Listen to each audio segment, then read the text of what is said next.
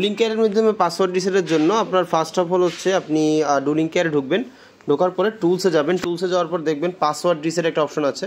এখানে যদি আপনি নোন পাসওয়ার্ড দেন সেই ক্ষেত্রে হচ্ছে আপনি যদি পাসওয়ার্ডটা জানেন সেক্ষেত্রে সবগুলো ডিভাইস সিলেক্ট করবেন, যদি সবগুলো ডিভাইস চেঞ্জ করা লাগে সেক্ষেত্রে আপনার old password, new password, confirm password দেওয়ার পর পাসওয়ার্ড রিসেট করবেন। এখন আসি যদি পাসওয়ার্ড না জানেন সেক্ষেত্রে হচ্ছে ফরগেট পাসওয়ার্ড দিবেন।